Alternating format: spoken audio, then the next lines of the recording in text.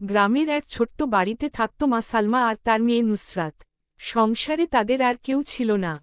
সালমা সেলাইয়ের কাজ করে সংসার চালাতেন। কষ্ট ছিল অনেক, কিন্তু মেয়ের মুখের হাসি দেখলে সব কষ্ট ভুলে যেতেন তিনি।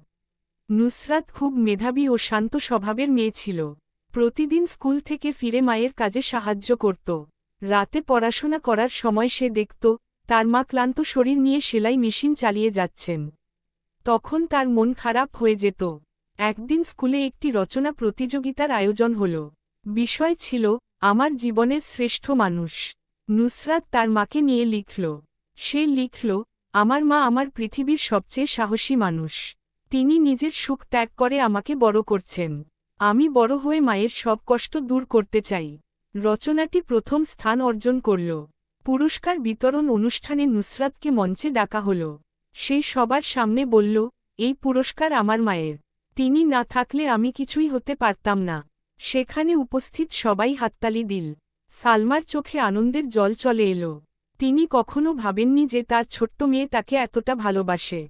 বছর কেটে গেল। নুসরাত পড়াশোনা শেষ করে একজন শিক্ষিকা হল। প্রথম বেতন হাতে পেয়ে সে মায়ের জন্য একটি সুন্দর শাড়ি কিনল। শাড়িটি মায়ের হাতে দিয়ে বলল, মা, তুমি সারা জীবন আমার জন্য ত্যাগ করেছ। এটা তোমার জন্য আমার ছোট্ট উপহার। সালমা শাড়িটি বুকে জড়িয়ে ধরে বললেন, মা, তোমার ভালোবাসাই আমার সবচেয়ে বড় উপহার। সেদিন মা ও মেয়ে একে অপরকে জড়িয়ে ধরল। তাদের চোখে ছিল আনন্দের অশ্রু।